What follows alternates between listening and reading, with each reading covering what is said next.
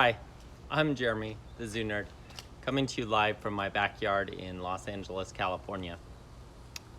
How's everyone doing today? I hope you're well. I hope you're happy, healthy, and staying safe. Today in our Critter Chat, we're going to talk about animals that not too many people seem to like. But they are a very important part of the world and of the ecosystems in which they live. Today is World Snake Day, and today we're talking about snakes. Throughout human history, snakes have often been vilified, sometimes worshipped, viewed as omens, misunderstood, and have been important symbols in culture, art, storytelling, and traditions. There are currently 3,789 identified species of snakes, according to the herpetology curator at the Bronx Zoo. So he's pretty much an expert in reptiles and cold-blooded animals, and I would trust what he has to say about the subject. He also says that new species of snake are identified every year. So snakes are something we are still learning a lot about, and new species being discovered means that there's still more to learn in an ever-growing field of species. Snakes live in almost every kind of habitat you can imagine. They live on 6 of the 7 continents, with the exception being Antarctica. Snakes don't do well in snow, so they don't live there. That being said, there are some snakes that live in some pretty cold places, and for part of the year have snow very close by to them. So they live in deserts and forests and plains and grasslands, mountains, wetlands, jungles.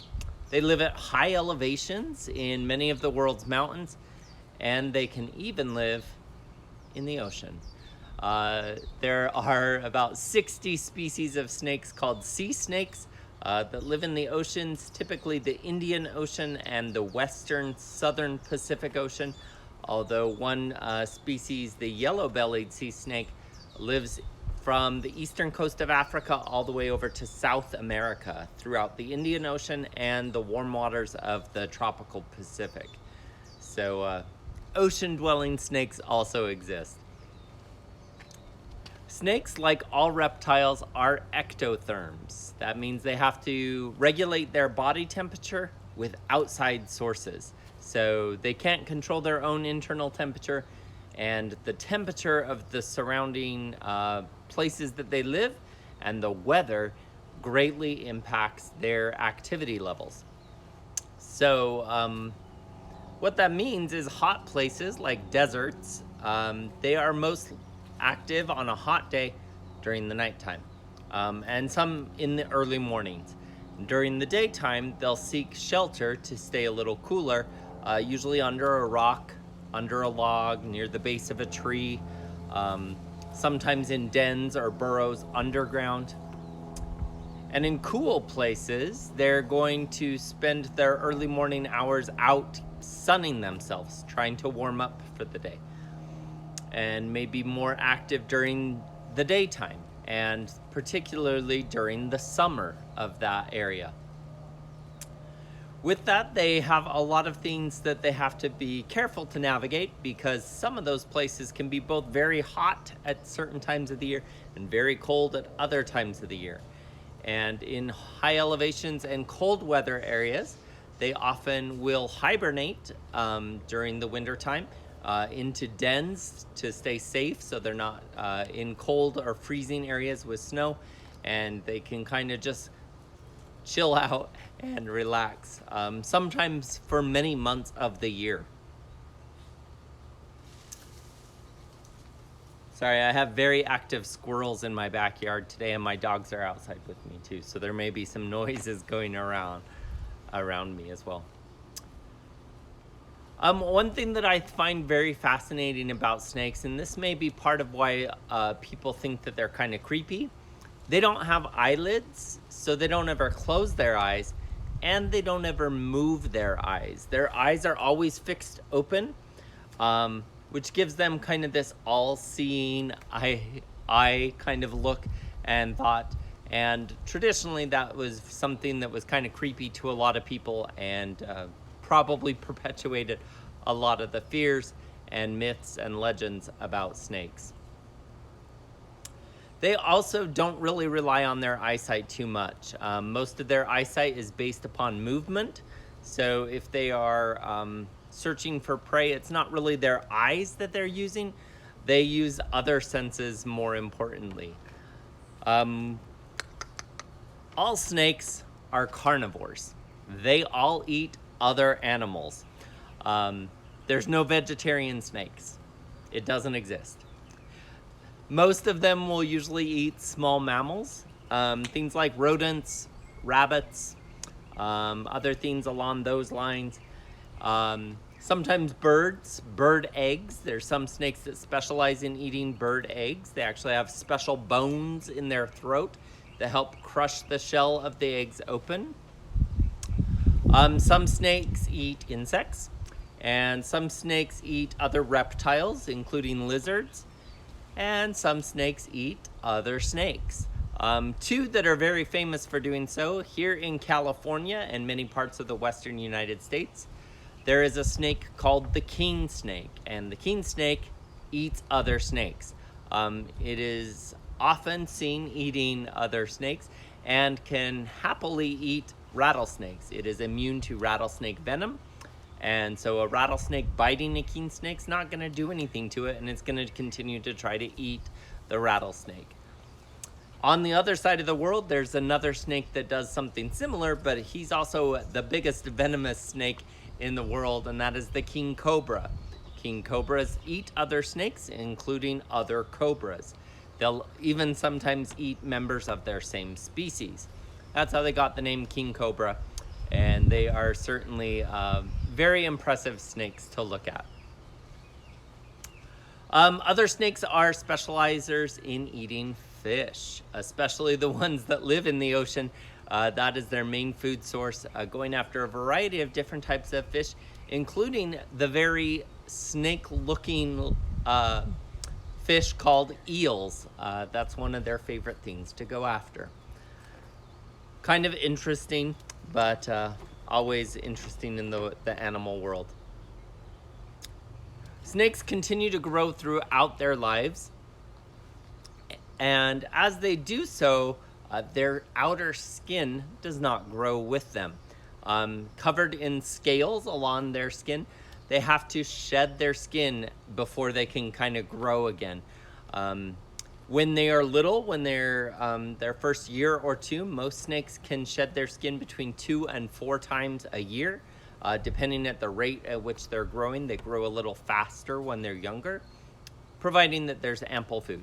If there's a lot of food around, that will be the case. As they get older, they grow just a tiny bit each year, so they don't have the need to shed their skin as often, and most species kind of shed like once, maybe twice a year. Once they're bigger. Before they shed their skin starts to look a little dull. And what that is it's the body's way of retracting the fluids out of those scales. And so that outer layer starts to get dry and kind of crispy. And then they usually stop eating about 2 weeks before shedding their skin. And their eyes start to get kind of cloudy because those scales actually shed too. And the scales over their eyes will shed, and they kind of turn like a gray color, or in some species almost a blue color, before they shed their skin. And then most snakes, when they shed their skin, the whole skin comes off kind of all at once. They start at their head end, and then they slowly just kind of move forward. Often they'll get to a place where they can kind of scratch their back along a rock or a branch, and that will kind of catch the outer layer of that loose skin and help them pull off. Snake sheds are really cool to look at. They usually look kind of this cloudy white color, but if you look at them really closely, you can see the details of the scales. I wish I had one to show you, but I don't have a snake's shed. But they are very cool. I'll see if I can find some photos or a video to post later today. The world's smallest snake is a snake called the thread snake. Its biggest size ever recorded was 4.5 inches. So just little tiny guys, pretty much the same size as a big earthworm. So not too big. The longest snake is a snake from Asia called the reticulated python. Reticulated pythons can get up to 33 feet. Yeah, they're huge. They're pretty heavy too. I've helped carry a reticulated python. When I worked at the Phoenix Zoo, we had a snake there who we would bring out for special events and let people touch her. It was super cool to be able to carry her. It took about 6 of us to carry her. I was one of the people that helped out a couple times, and it was really awesome to be able to help move a snake that was like this big around. You had to carry it. Big, heavy. The heaviest snake, though, is a snake from South America. And if you saw the snake that I posted earlier in today's Facebook or Instagram post, that is that species, and it is called the green anaconda. Anacondas don't get quite as long as the python cousins, but they do get a bit heavier, so they're usually bigger around. And the biggest one ever measured was just over 500 pounds. So definitely a very, very large snake. Both those giant pythons, there's multiple species of big pythons, reticulated pythons, Burmese pythons. In Africa, there's a rock python. Those can all get over like 20 feet. The reticulated definitely over 30 feet. And then in South America, the anacondas. All of those are capable of eating very large mammal prey. Things like deer, pigs. There have been reports of them eating humans. So they can eat some very large things on occasion. They typically will go after smaller size mammals, but if the opportunity presents itself, they'll go after something big. Snakes can eat things bigger than their mouth is because their bones, where their jaw attaches to the rest of their skull, is very loosely connected, so they can detach the bone and stretch their mouth super wide to eat very big things. I'll find a photo to post later on the Facebook page that shows and explains how that works. Once they get the beginning of the animal into their throat, it starts to be compressed and digested immediately, but it takes a very long time to digest their food. And so when they eat something big, they can often go a very long time until they eat again. That can sometimes be easily several weeks, sometimes several months. Some huge species that have been recorded to eat something really big, like a big pig or a deer or an antelope, have then not eaten again for almost a year. So their body slowly breaks those things down, and they don't have to eat for a very long time. To find their prey, snakes use a variety of different methods. There's a large group of snakes called vipers. Vipers have little holes on the side of the front of their face, little pits, and those can detect heat. They are specifically hunting warm-blooded animals, so either mammals or birds, usually mammals, and their sensors in the front of the face can actually feel the heat vibrations off of those warmer blooded mammals. And they typically are kind of the nighttime hunters will do this to hunt rodents. Rattlesnakes are a really good example of pit vipers, but many kind of the venomous snakes are also in the viper family, though not all of them. The big snakes, like the ones I was just talking about, the anacondas, the pythons, they are, and also boa constrictors, are all constrictors. So they use their big size to tighten and squeeze and grasp around their prey until they suffocate it, till they squeeze all the air out, usually killing their prey before they ever start to swallow it. They kind of wait for their prey as their prey is panicked It's breathing heavy, and every time it exhales, they just tighten their grip until there's no more room for it to, their prey, to open its lungs to expand and take more breath in. With snakes, many people often think that many snakes are venomous. They sometimes use the word poisonous. That is not the correct terminology. Something that is poisonous will kill you if you eat it. So with something that bites you and it causes you problem, that is called venomous. So it's venom that comes into you that causes you problems. And with snakes, about 600 species are venomous. That may sound like a lot, but remember we're dealing with 3,789 species. So it's not even quite 20% of all snakes are venomous. Of those, some of those can be very painful. Most of them can be very painful. Some of them can be deadly, although with proper medical attention, you can usually be fine. Here in the United States, it's less of an issue because our venomous snakes are rattlesnakes, and they have figured out the science to how to medically treat people who have been bitten by rattlesnakes. And it usually may be painful and hurts for a bit. You might get sick, but it usually doesn't result in death. More people are actually struck by lightning than are killed by venomous snakes. In other parts of the world where medical care is less prevalent and maybe where more venomous snakes exist, there are bigger problems with that. The easiest way to avoid that, avoid snakes. If you see a snake out and you're wondering, is this snake dangerous or not? I posted a guide earlier today on Facebook and Instagram. You can follow those steps, and pretty much if you leave the snake alone, you're fine. There are very, very few snakes that will ever come after people. The only one I can think of is the black mamba in Africa. So if you stay away from black mambas in Africa, you should be fine. If you stay away from all other snakes everywhere else, you should be fine. So don't mess with a snake. Most people who are bitten by snakes, in the United States at least, most people that are bitten by rattlesnakes are usually men. They're usually men, kind of age 20 to 30. Usually they've been drinking, and usually they're bitten on their hands. That means their hands are the closest part to the snake. They're usually trying to mess with the snake. They're either trying to catch it, they're either trying to kill it, they're either trying to threaten or harass the snake.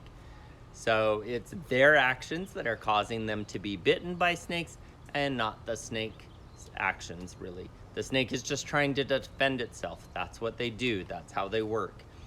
So most snake bites could be avoided by, if you see a snake, take a step back, take another step back, carefully watch where it's going. If it's moving, give it space. If it's sitting still, go around it and leave a wide space and you'll be fine. I have seen some rattlesnakes in the wild. I talked about that a little bit in Critter Chat number 64. I posted a video of one of the rattlesnakes I've seen. So feel free to view that Critter Chat and the video I posted about the rattlesnakes if you want to see some of my experience with that. With snakes, there are 97 species that have been identified as being endangered. That's about 12% of the snakes that we know about. In my research with that, I saw 3 snakes that were listed as having gone extinct. So that means that we have ruined the life of 3 different species. Major threats, and most snakes we don't know. They have not been assessed by science, by the IUCN. They are the organization that determines if individual species are endangered or threatened.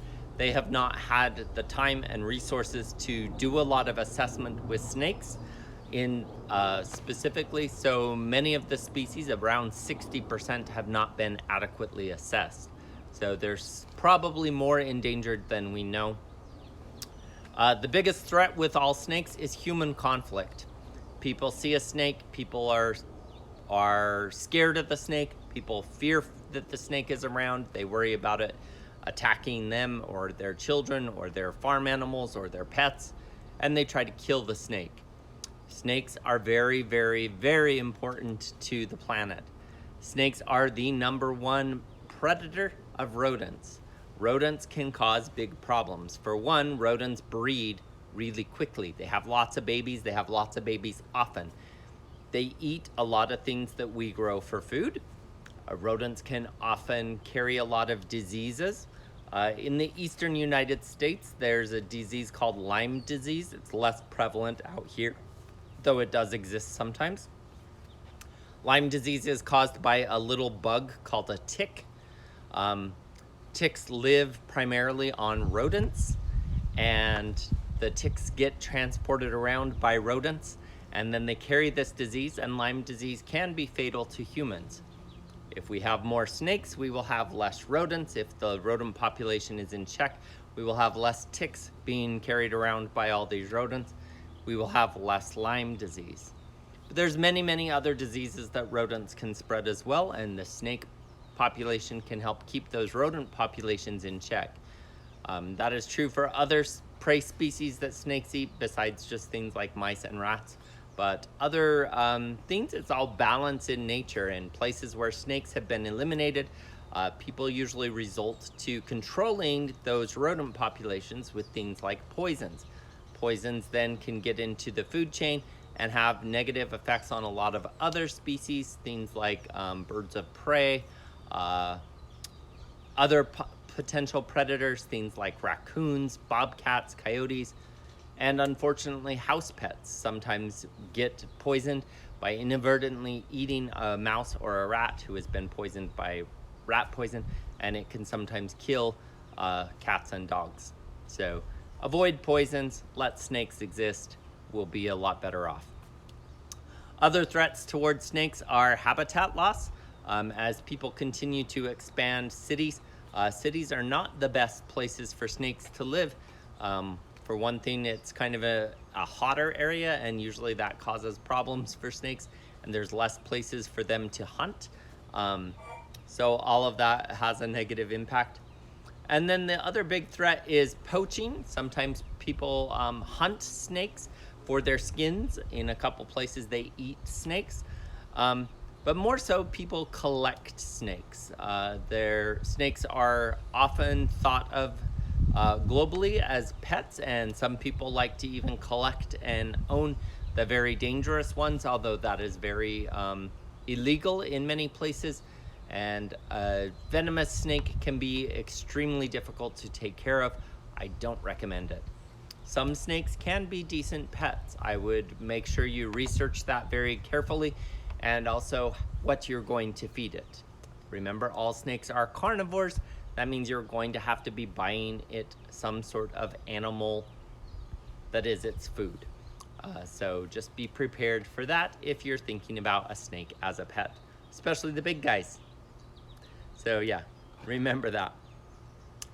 Our special shout out today is to an organization called Save the Snakes. They were just started in 2017. They've already done some really amazing work.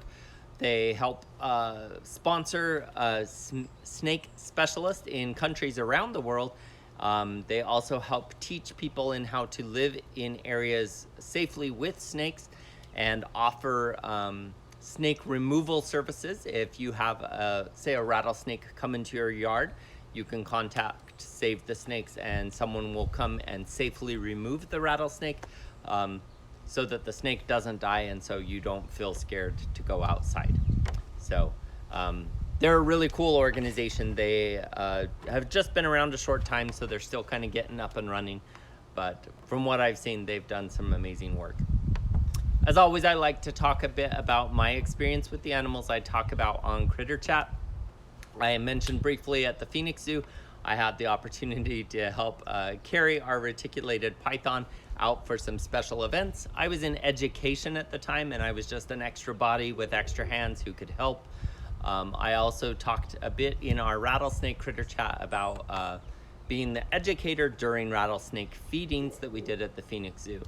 So Phoenix Zoo, that was kind of my experiences with snakes, other than I would often see wild snakes at the Phoenix Zoo on zoo grounds, especially in the mornings or late in the day if it had been a hot day.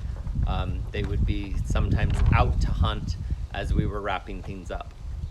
During my time in Los Angeles, as I was training to be a zookeeper, I worked with the reptile keepers in helping take care of a wide variety of reptiles during my training time, and many of those included some snakes.